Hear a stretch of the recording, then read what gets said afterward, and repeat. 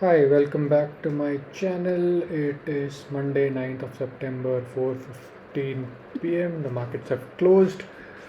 Initially, start में गिरा market बहुत, but then it recovered to close fairly decently at around say 0.4% up.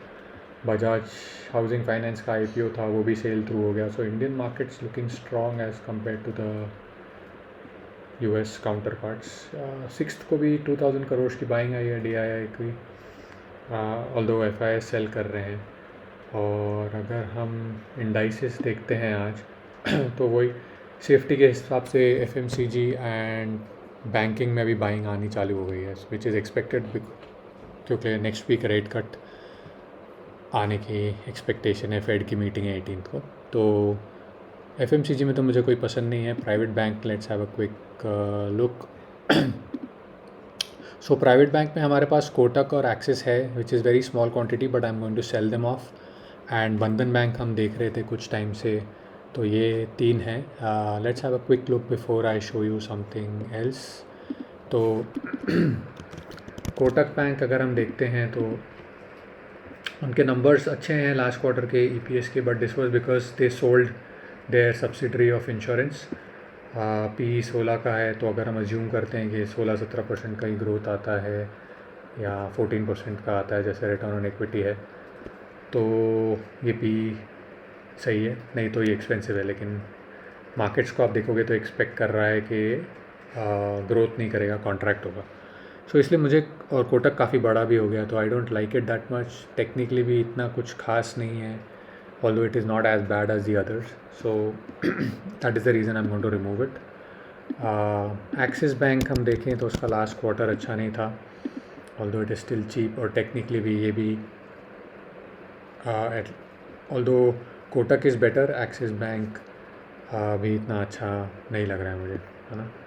तो इसलिए मेरे पास ऑलरेडी है थोड़े quantity, but I am planning to sell it off probably tomorrow और दिस वीक. और फिर बंधन बैंक हम देखेंगे. It was fundamentally very cheap, but then again उसका फंडामेंटल्स भी इतने अच्छे नहीं, टेक्निकल्स इतने अच्छे नहीं है.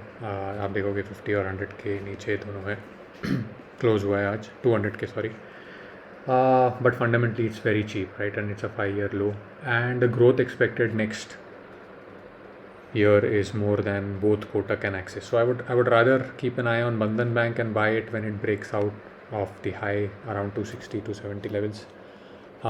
On big volumes जो दिख रहे नहीं, बीच बीच में दिख रहे हैं, बट काफ़ी जो ये यहाँ पे लोग फंसे हुए हैं वो जब निकलेंगे तब सिग्निफिकेंट बाइंग आएगी. तो देखते हैं रिजल्ट्स कैसे आते हैं नेक्स्ट मंथ में इनके, and then probably we might add और I might add.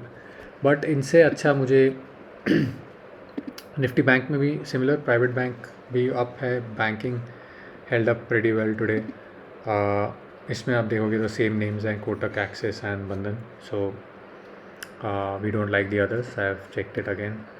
But favorite among the financials for me currently is, you can see the financial services also did well, although not 1%, but good. And my top pick, which I have covered last week, is Shriram Finance, and I added some more today below 3300 levels. So it's already showing a profit, which is always a good sign. And I will continue to add this if it shows this strength. I would rather buy strength in Shriram Finance than Kotak and Axis. Shriram Finance is planning to raise $1 billion from overseas markets, which is more than what Bajaj Housing Finance is raising from the Indian market. So पूरा ध्यान बजाज पे है, but Shriram finance is doing well. Bajaj housing पे भी मैंने apply किया है, but I don't think we will get it. So let's see what happens once they decide whom to give the shares to. Yeah, so आज के लिए इतना ही रखते हैं, and we'll see how the markets pan out overnight for the US and how we do tomorrow. तब तक के लिए बाय बाय.